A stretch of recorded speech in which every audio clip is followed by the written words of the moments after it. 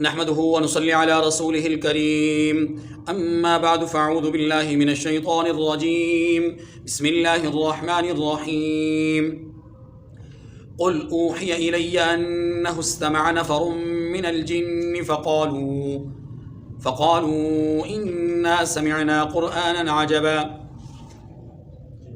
يهدي إلى الرشد فآمنا به ولن نشرك بربنا أحدا وأنه تعالى جد ربنا ما اتخذ صاحبة ولا ولدا وأنه كان يقول سفيهنا على الله شططا صدق الله العظيم۔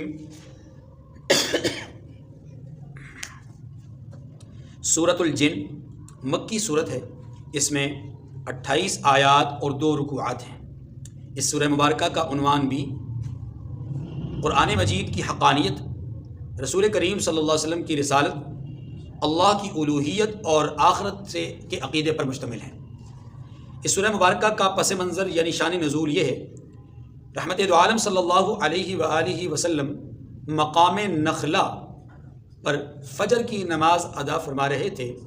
جنات نے اس تلاوت کو سنا، متاثر ہوئے، ایمان قبول کر لیا، اور ایمان قبول کرنے کے بعد انہوں نے آپس میں جو گفتگو کی ہے، اللہ ذوالجلال نے ان کی آپس کی گفتگو کو جو 13 نکات پر مشتمل تھی، اس گفتگو کو ان آیات کریمہ میں بیان فرمایا ہے ابتدائی طور پر۔ سوال: جنات وہاں کیا کر رہے تھے؟ جواب: رسول اللہ صلی اللہ علیہ وسلم کی بعثت مبارکہ سے پہلے جنات آسمانوں میں چلے جایا کرتے تھے، لیکن جب اللہ نے اپنے حبیب صلی اللہ علیہ وسلم کو مبعوث فرمانے کا ارادہ کر لیا تو جنات کا آسمانوں میں جانا بند ہو گیا۔ یہ بادلوں سے اوپر جاتے تو ان پر فرشتے شہاب ثاقب یعنی آگ کے گولے مار دیتے، یوں یہ بھسم ہو جاتے، ان میں سے جو فرد بھی اوپر جاتا تھا۔ اب انہوں نے اس بات کو بہت بڑا واقعہ سمجھا کہ پہلے تو ہمیں اجازت تھی اوپر جانے کی، اب بغیر کسی اطلاع کے ہمیں اوپر جانے بھی نہیں دیا جاتا اور جانے والے کو مار بھی دیا جاتا ہے۔ آخر کچھ تو زمین میں ایسا واقعہ رونما ہوا ہے کہ جو ہمارے اس عمل کے خلاف ہے۔ چنانچہ اچھا یہ بات بھی وہ جانتے تھے کہ اللہ کے آخری نبی نے آنا ہے۔ انہوں نے کچھ وفود یا کچھ جماعتیں ایسی منتخب کیں جنات میں سے کہ جو مختلف علاقوں میں بھیجی گئیں تاکہ وہ حالات کا جائزہ لیں۔ ایک جماعت جو کہ حجاز کی طرف آئی وہ یہی جماعت تھی، یہاں پہنچی، یہاں وہ قیام پذیر تھی کہ رحمت دو عالم صلی اللہ علیہ وسلم کی طرف سے قرآن کی تلاوت انہوں نے سنی۔ سورہ احقاف میں بھی ہم تفصیل سے یہ بات پڑھ چکے۔ جب انہوں نے قرآن کی یہ تلاوت سنی تو آپس میں چہمہ گوئیاں انہوں نے شروع کر دی کہ یہ وہی کلام، وہی نبی ہیں جن کا انتظار کیا جا رہا تھا، اور انہی کی بعثت کی وجہ سے لگتا ہے اوپر جانے پہ پابندیاں لگ گئی ہیں اور یہ سارے واقعات رونما ہوئے ہیں۔ لہٰذا اس دعوت پر جو قرآن کی تلاوت کی صورت میں رسول اللہ صلی اللہ علیہ وسلم نے فرمائی، اس دعوت پر انہوں نے لبیک کہہ دیا۔ حضور صلی اللہ علیہ وسلم کو انہوں نے نہیں بتایا، نہ ملاقات کی، بس ایمان قبول کیا۔ ایمان قبول کر کے انہوں نے آپس میں 13 نکات پر بات کی اور یہاں سے چل دیے، اور اپنی جو قوم ہے ان کے پاس پہنچ کر کے انہیں رسول اکرم صلی اللہ علیہ وسلم کی بعثت کے بارے میں خبردار بھی کیا، اور ساتھ اپنے ایمان لانے کا تذکرہ بھی کیا، اور انہیں دعوت ایمان بھی دی۔ یہ ہے پس منظر، اور جنات کے یہاں آنے کا پس منظر بھی آپ کے ساتھ، سورت کے نزول کا پس منظر بھی آ گیا، جنات کیسے آ گئے وہ بھی میں نے آپ کو عرض کر دیا۔ اب ایک تیسری بات یہ ہے کہ جنات کے اس واقعے کو بیان کرنے کا یا جنات کے ایمان لانے کا اور ان کے ان 13 نکاتی ایجنڈے کو یا گفتگو کو بیان کرنے کا مقصد کیا ہے؟ جواب: مشرکین مکہ پر یہ بات باور کروانا کہ تم انسان ہو، نبی اکرم صلی اللہ علیہ وسلم کے کنبے سے، قبیلے سے، خاندان سے، برادری سے تمہارا تعلق ہے، تم نے ان کا نشیب و فراز دیکھا، اٹھنا بیٹھنا دیکھا، چلنا پھرنا، 40 سال زندگی کے دیکھے، تمہیں نے ان کو صادق کہا، تمہیں نے ان کو امین کہا، پھر جب انہوں نے دعوت توحید دی تو تم نے لبیک کہنے کے بجائے ان کو ایذا دینا شروع کر دی، ستانا شروع کر دیا۔ ارے تم سے تو یہ جنات اچھے ہیں جن سے لوگ خوفزدہ رہتے ہیں، جن سے لوگ ڈرتے ہیں، لیکن انہوں نے اللہ کے کلام کو پہلی بار سنا، ایمان قبول کر لیا۔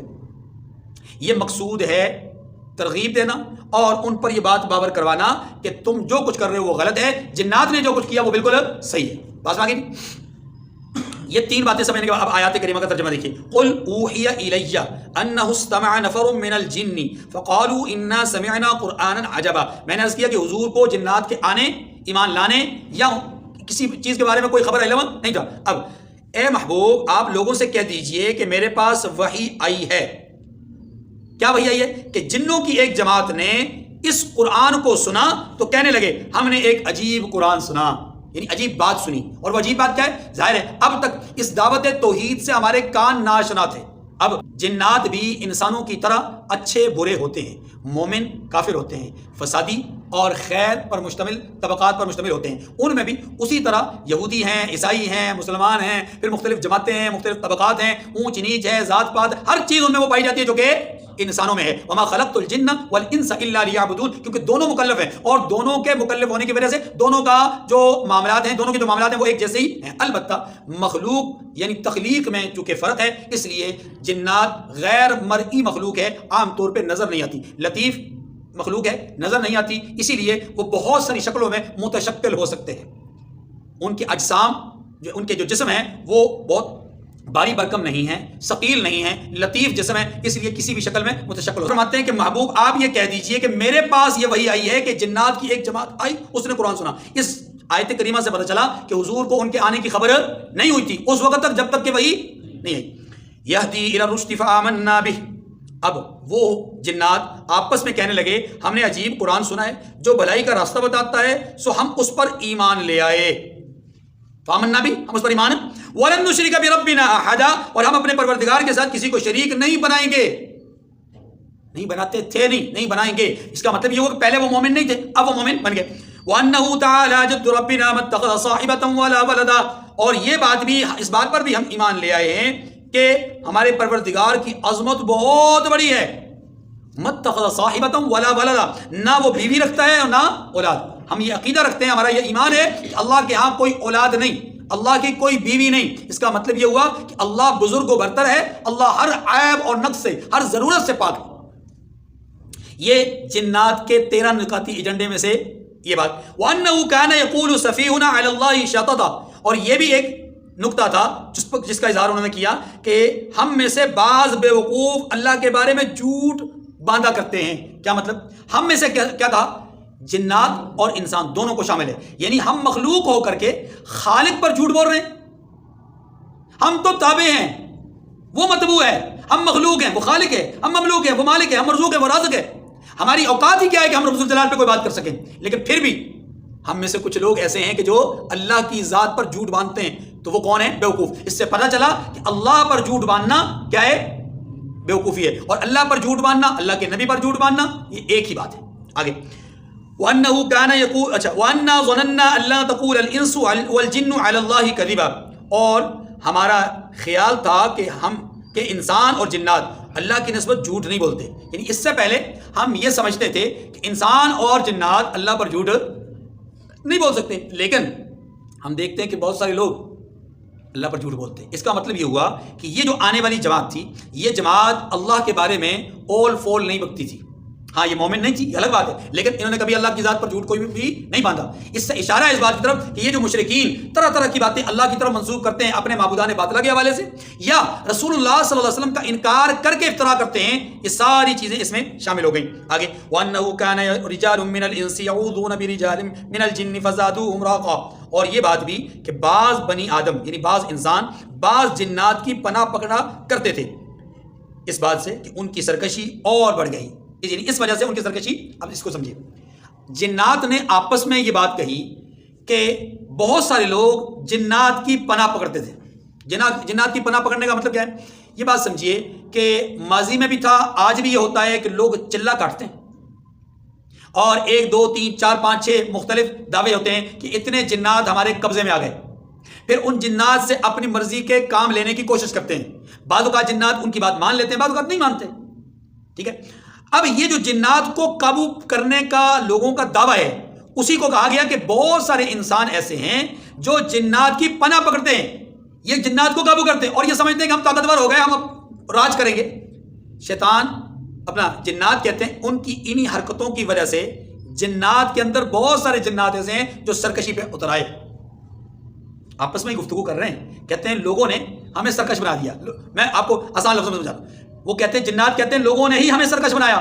ہم سرکش کیوں بنے یا ہم میں سے بعض لوگ سرکش کیسے بنے؟ اس کی وجہ یہ ہے کہ بہت سارے لوگوں نے ہم ہی کو اپنے قبضے میں کرنے کا دعویٰ کر کے ہم سے کام لے رہے ہیں اور یہ سمجھ رہے ہیں کہ ہم ہماری پناہ حاصل کر لی ہے. حالانکہ ایسا ہے نہیں. یہ بات سمجھیے گا, اللہ کی منشا اور مرضی کے بغیر کوئی جن کسی انسان کو, کسی دوسری مخلوق کو تکلیف اور ایذا نہیں دے سکتا.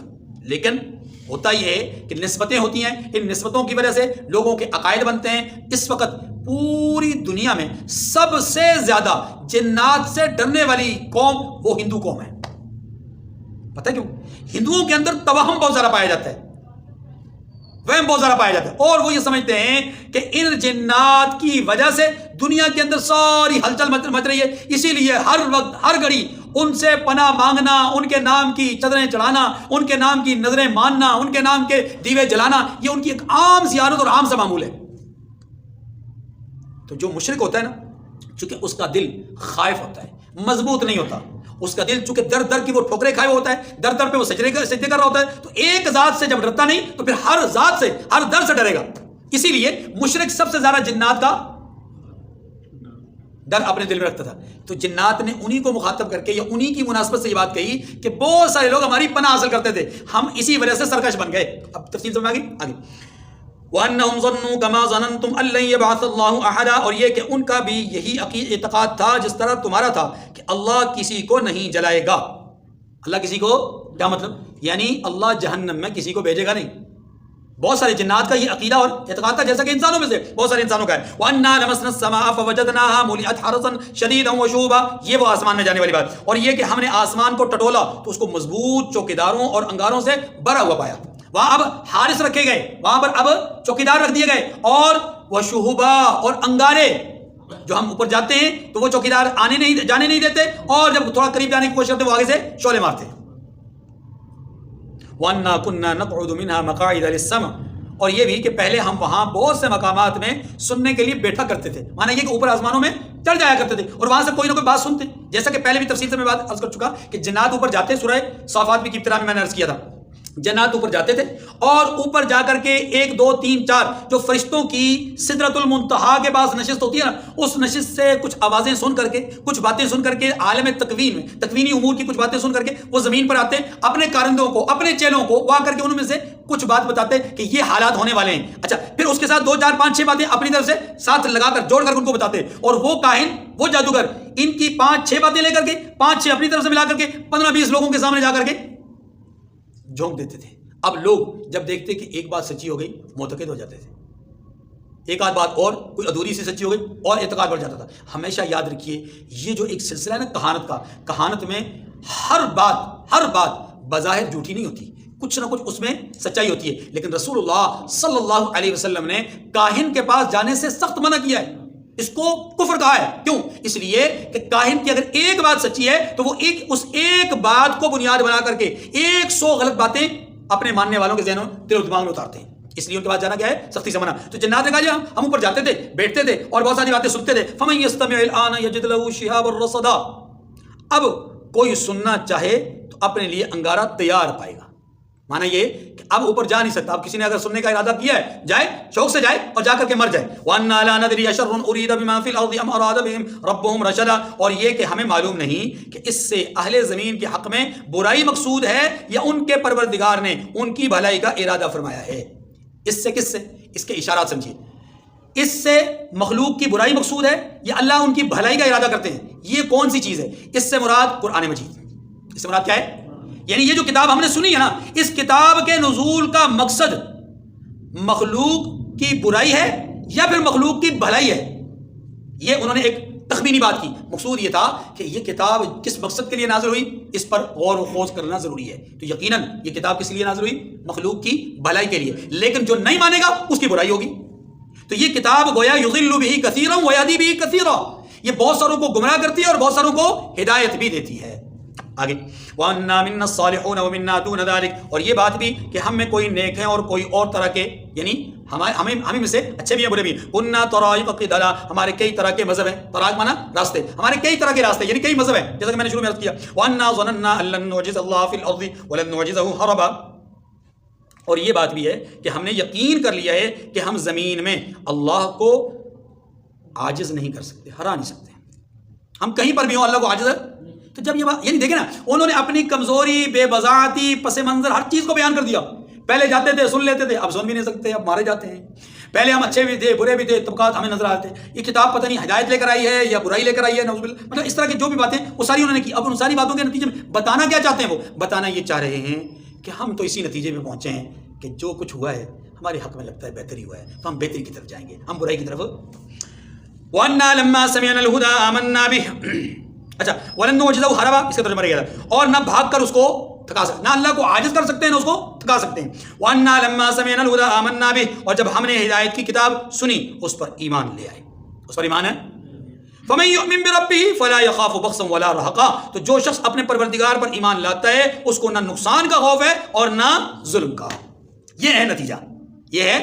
اب اسی نتیجے کے طور پہ یہ بات بھی کہی، وَأَنَّا مِنَّا الْمُسْلِمُونَ وَمِنَّا الْقَاسِطُونَ، اور یہ کہ ہم میں بعض فرمانبردار ہیں اور بعض گناہگار ہیں. یعنی ابھی وہ اپنی موجود کیفیت کو بتا رہے ہیں، کیونکہ انہوں نے ایمان قبول کیا نا، ابھی سب نے تو نہیں کیا، اس لیے انہوں نے کہا جی ابھی کچھ ہم میں سے اہل ایمان ہیں اور کچھ وہ ہیں کہ جو ظالم ہیں، نافرمان ہیں. تو جب ہم بات جا کر کے کریں گے اس کے بعد نتیجہ دیکھیں گے کیا صورتحال ہوتی ہے. فَمَنْ أَسْلَمَ فَأُولَٰئِكَ تَحَرَّوْا رَشَدًا، تو جو فرمانبردار ہوئے وہ سیدھے راستے پر چلے.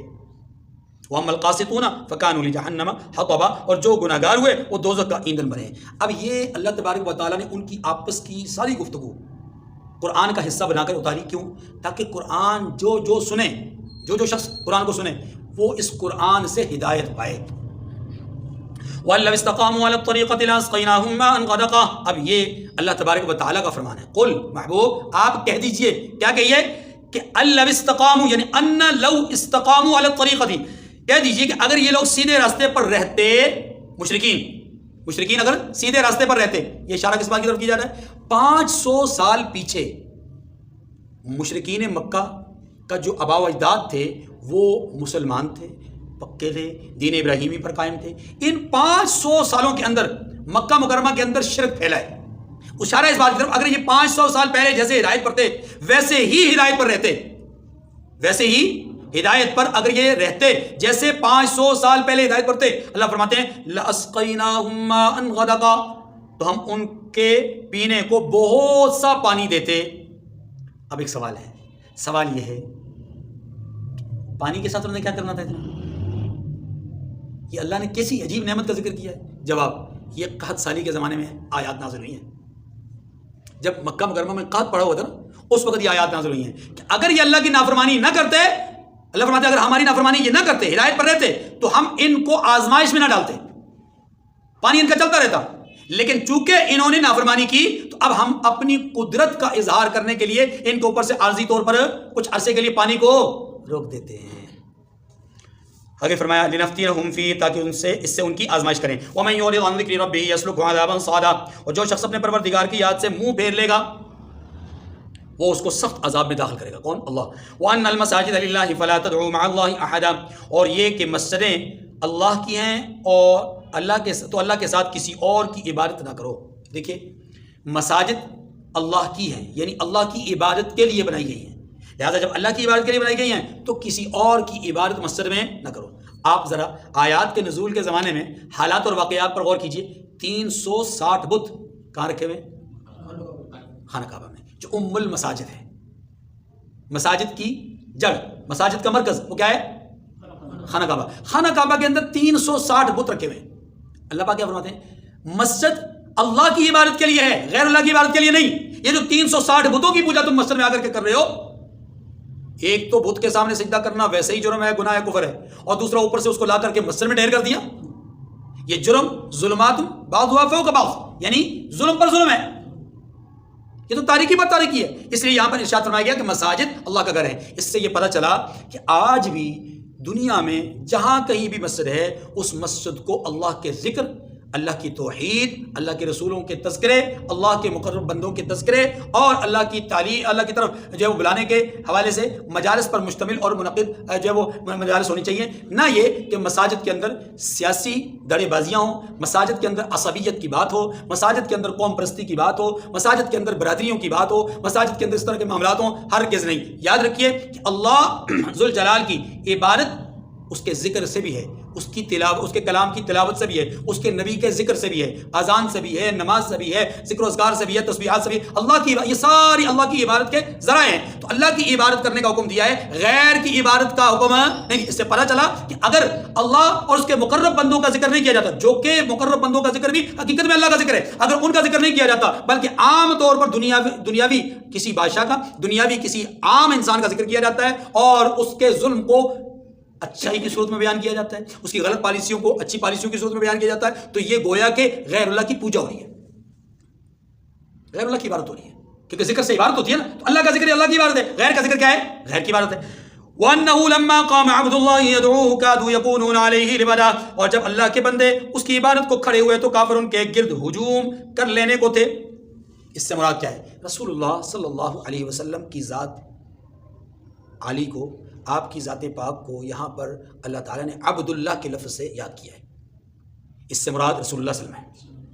آپ اصل میں پس منظر اس کا یہ ہے، آپ صلی اللہ علیہ وسلم خانہ کعبہ میں نماز پڑھ رہے تھے۔ عقبہ بن ابی معیط یا عقبہ بن معیط نامی ایک شخص، مشرکین کا سرداروں میں سے ایک شخص، وہ آگے بڑھا اور اس بدبخت نے رحمت دو عالم صلی اللہ علیہ وسلم کے وجود اطہر پر اونٹ کی اوجری ڈال دی، اور دائیں بائیں کھڑے کفار قہقے مار کر کے، ہنس کر کے اس موقع کو اپنے لیے لطف کا ذریعہ بنا رہے تھے۔ اللہ تعالیٰ نے اسی بات کو ذکر کیا کہ ایک اللہ کا بندہ اللہ کی طرف بلانے کے لیے، اللہ کی عبادت کے لیے کھڑا ہے، چاہیے تو تمہیں یہ تھا کہ اس کے شانہ بشانہ کھڑے ہوتے، اس کی دعوت پر لبیک کہتے، اس کی طرح عبادت کرتے۔ تم نے بجائے اس کے کہ اس کے شانہ بشانہ کھڑے ہوں، اس کی دعوت پر لبیک کہیں، تم نے اس کا استہزاء کرنا شروع کر دیا، ہجوم بنا کر کے اس کی انسلٹ کرنا شروع کر دی۔ تم سے بڑا ناہنجار اور بدبخت اس کائنات میں کوئی نہیں ہوگا کہ تمہارے مقابلے میں جنات ہیں، وہ بھی اسی طرح نماز میں دائیں بائیں تھے، سنا انہوں نے تلاوت کو تو ایمان قبول کر لیا، اور تم قرآن سن کر کے کہتے ہو لا تسمعوا لہذا القرآن، اس قرآن کو سنا ہی نہیں، تم بڑے بدبخت ہو۔ قل انما ادعو ربی ولا اشرک بہ احدا، کہہ دیجئے میں تو اپنے پروردگار ہی کی عبادت کرتا ہوں اور کسی کو اس کا شریک نہیں بناتا۔ یہ رسول صلی اللہ علیہ وسلم کی زبان اقدس سے نبوی پیغام سنایا جا رہا ہے کہ نبی کا پیغام کیا ہے کہ میں اللہ کی عبادت کروں گا، اللہ کے ساتھ کسی کو شریک نہیں ٹھہراؤں گا۔ قل انی لا املک لکم ضرا ولا رشدا، یہ دوسری بات فرمایا، کہہ دیجئے کہ میں تمہارے حق میں نقصان اور نفع کا کوئی اختیار نہیں رکھتا۔ اس کا مطلب یہ ہوا کہ اس آیت کریمہ میں اللہ نے اپنے حبیب صلی اللہ علیہ وسلم کے مختار کل ہونے کی نفی کی ہے۔ ذرا بات سمجھے گا، ہم بعض اوقات بلا وجہ آپس میں جھگڑتے ہیں، بہت بدیہی بات ہے کہ اللہ کے سوا حقیقی نفع دینے والا کوئی نہیں، اللہ کے سوا حقیقی نقصان دینے والا کوئی نہیں، بس یہ سمجھے۔ اب جب اگر کسی کو یہ بات سمجھ میں آ جائے نا، حقیقی نفع اور عارضی نفع نقصان، یہ بات سمجھ میں آ جائے تو یقین کریں اللہ کی قسم وہ جھگڑے گا نہیں۔ بھائی اگر مجھے پانی کی ضرورت ہے، میں کہتا ہوں ارسلان بھائی مجھے پانی پلا دیجیے، ارسلان بھائی جاتے ہیں گلاس اٹھاتے ہیں، پانی لے کر آتے ہیں، مجھے پلا دیتے ہیں، ہے تو یہ بھی مرد، ہے تو یہ بھی، لیکن یہ شرک نہیں ہے بھائی۔ کیوں؟ اس لیے کہ اس پانی پلانے کی امداد جو میں نے ان سے طلب کی ہے یہ حقیقی امداد نہیں ہے، یہ تو عارضی سا کام ہے، اسباب کے درجے میں، اور اسباب کا اختیار کرنا یہ شرک نہیں ہوتا۔ اسباب کا اختیار کرنے کا حکم تو اللہ نے دیا ہے۔ شرک کیا ہے؟ شرک یہ ہے کہ جس چیز کا امکان کسی بھی طرح سے بظاہر نہ ہو سکتا، اسباب سے امکان نہ ہو سکتا، اب اس چیز کو کسی سے توقع رکھنا، کسی سے امید لگا کے رکھنا، یہ کیا ہے؟ شرک ہے۔ کیونکہ ایسی امید صرف اللہ سے لگائی جا سکتی ہے۔ مثلا مثال دیتا ہوں کہ ایک آدمی بیمار ہے، بیماری کا علاج کیا جاتا ہے، بیماری کے لیے دوائی کھائی جاتی ہے، لیکن یہ دوائی اسباب کے درجے میں ہے، علاج کے درجے میں ہے، دوائی میں شفا نہیں ہے، دوائی شفا نہیں دے سکتی۔ بندہ آپ کھڑے ہو کے کہے کہ جناب مجھے شفا یہ ڈاکٹر دے گا، یہ تو اسباب سے ماورا بات ہو گئی۔ یہ عقیدہ، یہ امید لگا کے ڈاکٹر سے رکھ دینا یہ شرک ہے۔ لیکن اگر ڈاکٹر سے علاج کروانے کے لیے گیا ڈاکٹر کے پاس، اس سے دوائی لی، دوائی کو استعمال کیا اور کہے کہ جناب یہ اسباب ہیں، اللہ نے مجھے ان کے استعمال کرنے کا حکم دیا ہے، باقی وَإِذَا مَرِضْتُ فَهُوَ يَشْفِينِ، شفا اس نے دینی ہے، شفا دوائی نے نہیں دینی، یہ عقیدہ ہے۔ تو یہ کیا ہے؟ توحید، یہ کیا ہے؟ عین توحید ہے۔ تو یاد رکھیے اللہ اپنے حبیب سے کیا فرما رہے ہیں؟ آپ مخلوق کو، اپنی امت کو کہہ دیجئے انی لا املک لکم ضرا ولا رشدا، حقیقی ما فوق الاسباب نفع نقصان کا مالک میں نہیں ہوں۔ اسباب کے تحت ہم سب ایک دوسرے کا کام آتے ہیں۔ قل انی لن یجیرنی من اللہ احد ولن اجد من دونہ ملتحدا، اور یہ بھی فرما دیجیے، یہ تیسری بات، پہلی بات اللہ کی عبادت کرتا ہوں، اس کے ساتھ کسی کو شریک نہیں ٹھہراتا، دوسری بات میں تمہارے نفع نقصان کا مالک ہوں، تیسری بات لن یجیرنی من اللہ احد ولن اجد من دونہ ملتحدا، کہہ دیجیے کہ اللہ سے مجھے کوئی پناہ نہیں دے سکتا اور میں اس کے سوا کہیں جائے پناہ پکڑتا بھی نہیں۔ اللہ کے سوا کوئی مجھے بچا نہیں سکتا. اگر کوئی تکلیف، کوئی مصیبت، کوئی آزمائش آئے تو وہ آئے گی بھی ظاہر اللہ کی طرف سے. تو جو اللہ کی طرف سے آزمائش آئے گی اس آزمائش کو کوئی میری طرف سے روک نہیں سکتا. اللہ کی بھیجی ہوئی آزمائش کو میں خود سے دور کر نہیں سکتا. اور اللہ کے سوا میں کسی اور سے پناہ مانگتا نہیں ہوں، کسی اور کی پناہ مانگتا نہیں ہوں، اللہ ہی کی پناہ میں آنا چاہتا ہوں. الا بلاغا من اللہ ورسالاتہ، ہاں اللہ کی طرف سے احکامات کا اور اس کے پیغاموں کا پہنچا دینا یہ میرے ذمہ ہے. میں مدد اور نصرت نہیں کر سکتا، البتہ تشریعی امور میں احکامات الہیہ تم تک پہنچاؤں گا. بڑی واضح سی بات ہے. وَمَن يَعْصِ اللَّهَ وَرَسُولَهُ فَإِنَّ لَهُ نَارَ جَهَنَّمَ خَالِدِينَ فِيهَا أَبَدًا، اور جو شخص اللہ اور اس کے پیغمبر کی نافرمانی کرے گا تو ایسوں کے لیے جہنم کی آگ ہے، ہمیشہ ہمیشہ اس میں رہیں گے. کب تک؟ حتی اذا رأوا ما يوعدون فسيعلمون من اضعف ناصرا واقل عددا، یہاں تک کہ جب یہ لوگ وہ دن دیکھ لیں گے جس کا ان سے وعدہ کیا جاتا ہے، تب ان کو معلوم ہو جائے گا کہ مددگار کس کے کمزور ہیں اور شمار کن کا تھوڑا ہے.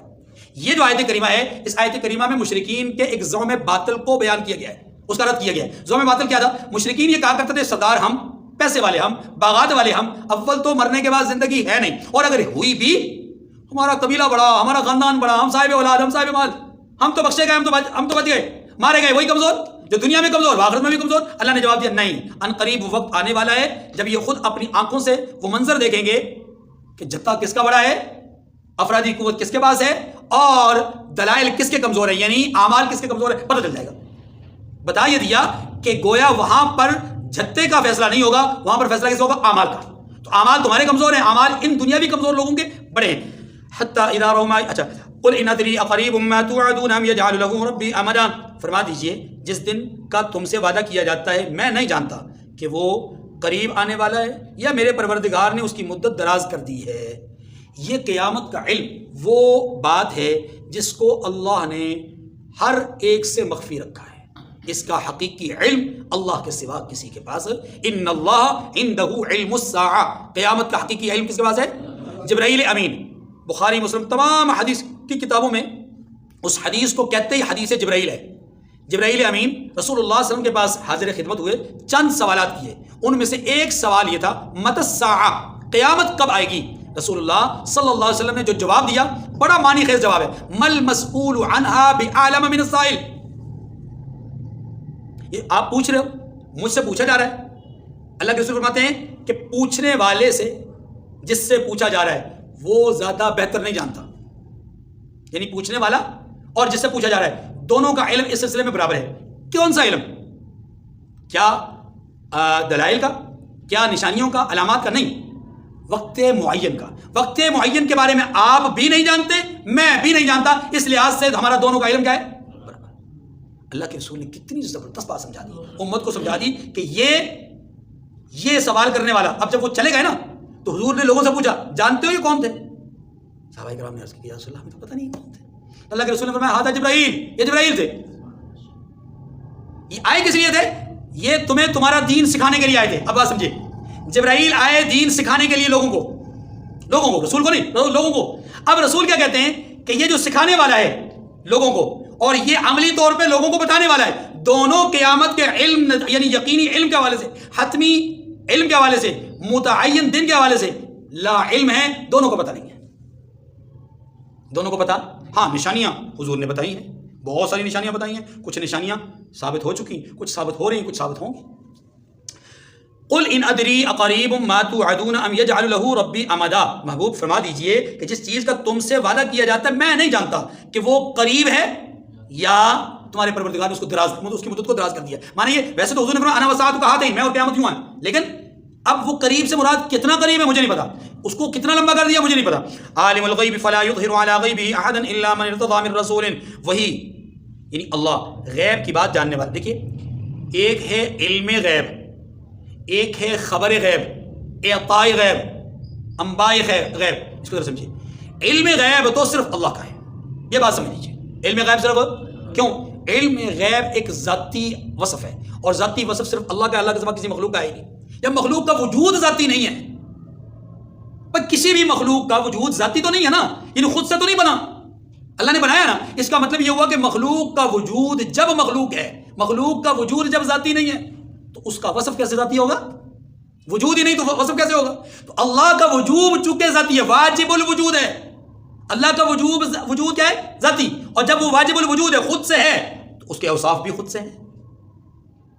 ایسا نہیں کہ وہ پہلے نعوذ باللہ بنا پھر اس کے اوصاف آئے، جیسا کہ مخلوق ہے، مخلوق پہلے بنتی ہے پھر اس کے اندر کوالٹیز اور اوصاف اللہ پیدا فرماتے ہیں. اب یہ سمجھیے کہ عالم الغیب، حقیقی علم اللہ کے پاس ہے، علم غیب اللہ کے پاس ہے، کیونکہ اللہ کا وجود یعنی اللہ جو ہے وہ خود سے ہیں. آگے فلا یظہر علی غیبہ احدا، وہ اپنے غیب پر کسی کو ظاہر نہیں کرتا، یعنی وہ کسی پر اپنا غیب ظاہر نہیں کرتا، یعنی علم غیب ظاہر یعنی کسی کو علم غیب نہیں دیتا. الا مگر یہ من ارتضی من رسول، رسولوں میں سے جس پیغمبر کو پسند کرے.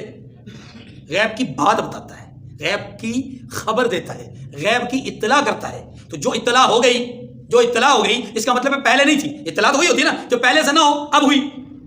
تو علم غیب تو ذاتی ہوتا ہے جو پہلے سے ہوتا ہے، یہ پہلے سے نہیں ہے. اس کا مطلب اللہ کے عطا کرنے سے ملتا ہے، اللہ کے عطا کرنے سے. تو بس یہی وہ بات ہے جس کو لوگ بلا وجہ کا جھگڑا بناتے ہیں. اس کو یہ سمجھیے کہ اللہ رب العزت نے اپنے محبوب جناب محمد رسول اللہ صلی اللہ علیہ وسلم کو پوری کائنات میں تمام مخلوقات میں سے سب سے زیادہ علم اپنے محبوب پیغمبر جناب محمد رسول اللہ صلی اللہ علیہ وسلم کو دیا ہے. بس یہ عقیدہ. اب وہ کتنا ہے، کیسا ہے، کس حد تک ہے، نہ میں جان سکتا ہوں نہ آپ جان سکتے ہیں، نہ اس کا کوئی پیمانہ ہے. ہاں ایک حد بندی ضرور ہے، اور وہ کیا ہے؟ اللہ کا علم علم ذاتی ہے، محمد کریم کا علم علم عطائی ہے. اللہ نے عطا کیا ہے، اللہ نے. تو یہاں پر بات علم کی نہیں ہو رہی، یہاں پر بات ہو رہی ہے الا من ارتضی من رسول، خبر کی، بات کی کہ اللہ جس کو چاہیں جو خبر دے دیں، جو بات بتا دیں. تو یہاں پیچھے چونکہ بات چل رہی تھی کس کی؟ قیامت کی. مجھے نہیں پتا کہ قیامت قریب ہے یا دور ہے. پھر اللہ فرماتے ہیں یہ غیب کیا علم ہے، اس غیب کے علم میں سے جو خبر جو بات اللہ کسی کو بتانا چاہے وہ بتا دیتے ہیں. تو اللہ نے اپنے رسول کو بہت ساری باتیں بتائی ہیں غیب سے متعلق، ہاں جی، قیامت سے متعلق، اس کی خبروں سے متعلق، اس کی نشانیوں سے متعلق. فإنه يسلك من بين يديه ومن خلفه رصدا. اللہ جس کو پسند، ہاں پیچھے ہے، ہاں جس پیغمبر کو پسند فرمائے تو اس کے آگے اور پیچھے نگہبان مقرر کر دیتا ہے. مراد یہ ہے کہ اللہ اپنے رسول، جس رسول کو چاہتے ہیں غیب کی خبر دیتے ہیں، پھر اس رسول کے ارد گرد فرشتوں کا حصار لگا دیتے ہیں تاکہ کوئی کسی قسم کا کوئی ایسا کاہن یا جادوگر کوئی اپنا اثر نہ ظاہر کر سکے. اب یہ بات سمجھیے کہ فرشتوں کی شکل میں کوئی جن نہیں آ سکتا. فرشتوں کی شکل میں کوئی جن انسانی شکل میں آ سکتا ہے، جنات اپنا جن جو ہے وہ فرشتوں کی شکل میں نہیں. اسی لیے اللہ نے فرمایا کہ ہم اپنے محبوب کو جب خبر دیتے ہیں کوئی بھی خبر، تو اس خبر دیتے وقت یعنی کوئی بھی وحی نازل فرماتے ہیں تو آپ کے ارد گرد حصار لگا دیتے ہیں تاکہ کوئی جن ادھر کو پلٹ نہ سکے. ٹھیک ہے، اور چونکہ جن فرشتوں کی شکل میں آ نہیں سکتا تو وہ فرشتے ہی ہوتے ہیں جو آپ کے ارد گرد حفاظتی حصار کے طور پہ کھڑے ہوتے ہیں. لِيَعْلَمَ أَنَّ قَدْ بَلَغُوا رِسَالَاتِ رَبِّهِمْ وَأَحَاطَ بِمَا لَدَيْهِمْ وَأَحْصَىٰ كُلَّ شَيْءٍ عَدَدًا، تاکہ معلوم فرما لے، یعنی اللہ ظاہر فرما دے کہ انہوں نے اپنے پروردگار کے پیغام پہنچا دیے ہیں. وَأَحَاطَ بِمَا لَدَيْهِمْ، اور اس نے ان کی سب چیزوں کو ہر طرف سے قابو کر رکھا ہے. وَأَحْصَىٰ كُلَّ شَيْءٍ عَدَدًا، اور ایک ایک چیز گن رکھی ہے. یعنی فرشتوں نے وہ جو خبر تھی وہ پہنچا دی اور اس کو حصار میں لے لیا، اور جو چیزیں اللہ کی طرف سے پہنچانی تھی وہ ہر چیز پہنچا دی. اس سے پتہ چلا کہ اللہ کی طرف سے جو پیغامات آنے تھے وہ حضور کے پاس آ گئے. حضور کے پاس، اگلی بات سمجھ لیجیے، جو پیغام حضور کے پاس آئے حضور نے ان کو چھپایا نہیں، حضور نے ان کو. اب اگلی بات، اللہ کا بھیجا ہوا کوئی بھی حکم ایسا نہیں ہے کہ اللہ کے پیغمبر نے چھپ کر کسی کو بتایا ہو. جو بتایا ڈنکے کی چوٹ پہ بتایا، جو بتایا علل اعلان بتایا، جو بتایا ظاہر کر کے بتایا. کہنا کیا چاہتا ہوں، کچھ لوگ یہ کہتے ہیں کہ اللہ کے رسول صلی اللہ علیہ وسلم کے پاس اللہ نے یہ وحی بھیجی کہ آپ اپنے بعد اپنا وصی مقرر کر دیجئے. تو حضور نے حضرت علی کو بند کمرے میں اپنا وصی قرار دے دیا کہ میرا وصی یہ ہے، میرے بعد امام یہ ہوں گے، میرے بعد نظام کو یہ چلائیں گے، میرے بعد یہ اقتدار پہ ہوں گے. تو اللہ کے رسول نے ان کو وصی بنا دیا تھا، اس لیے وہ وصی و رسول اللہ ہے. وصی ہو تو بھائی اس کی شہادت کیا ہے، اس کی گواہی کیا ہے، کون لوگ گواہ ہیں؟ اللہ کے رسول نے تو کبھی ایسا نہیں کیا. اللہ کے رسول جب بھی کوئی پیغام آتا تھا ممبر پر بیٹھتے، مجلس میں بیٹھتے، لوگ ارد گرد آپ کے ہوتے، آپ ارشاد فرماتے یہ پیغام آیا، یہ وحی آئی، اس کو فلاں جگہ پہ، اس کتاب کو، اس آیت کو فلاں صورت میں فلاں جگہ پہ رکھ دو. کون سی جگہ رکھا ہے، کون سی آیت میں؟ یہاں تو بتا دیا کہ اللہ جب بھی اپنے پیغمبر کے پاس کوئی چیز بھیجتے ہیں فرشتوں کے حصار میں بھیجتے ہیں، اور فرشتوں کے حصار میں بھیج کر یہ ظاہر کرتے ہیں کہ جو میں نے بھیجنا تھا وہ بھیج دیا، جو ان کو پہنچانا تھا وہ پہنچ بھی گیا، اور جو ان کو پہنچا وہ بتا بھی دیا، بتا بھی. لہذا ہمارا عقیدہ یہ ہے کہ حضور صلی اللہ علیہ وسلم نے علل اعلان جسے حکم کیا کہ آپ مصلی پہ چلے جاؤ، وہی اللہ کے رسول کا وصی ہے. علی اعلان کہا نا مروا ابا بکر فلیصلی بالناس. اور پھر حضور نے اپنی نگاہ مبارک سے اس منظر کو دیکھا بھی کہ جو میں نے حکم دیا ہے آیا لوگ پیچھے کھڑے بھی ہیں کہ نہیں. دیکھا لوگ کھڑے ہیں, بیماری کے عالم میں حضور مسکرا گئے, خوش ہو گئے کہ جو میں نے حکم دیا اس کو پورا کیا جا رہا ہے. اور اچھا یہ تو ہو گیا حضور کا حکم اور حضور کا دیکھنا. حضور کے دنیا سے پردہ فرمانے کے بعد لوگوں نے بلا اختلاف پیچھے کھڑے ہو کر بتایا کہ ہم رسول اللہ کی بات مانتے ہیں. اب وہ جو سب کھڑے ہو کر کے مان رہے تھے اس میں حسنین کریمین بھی ہیں, اس میں سیدنا حضرت علی المرتضیٰ بھی ہیں, اس میں سارے حضرات ہیں. ہاں وہ مان رہے ہیں. جب وہ مان رہے ہیں تو آج کے دور کا کوئی آدمی اگر نہیں مانتا تو اس کی بدقسمتی کے سوا کچھ نہیں. اس لیے ہم یہ کہیں گے کہ یہ اللہ اور اس کے رسول کی مخالفت کرنے والا ہے. اور اوپر یہ بات گزر چکی ہے وَمَن يَعْصِ اللَّهَ وَرَسُولَهُ, اللہ نے پہلے تمہیدی طور پر بات کی, جو اللہ اور اس کے رسول کی نافرمانی کرے گا وہ جہنم میں جائے گا. اللہ ایسے لوگوں کے شر سے ہمیں بچائے. وآخر دعوانا الحمدللہ رب العالمین.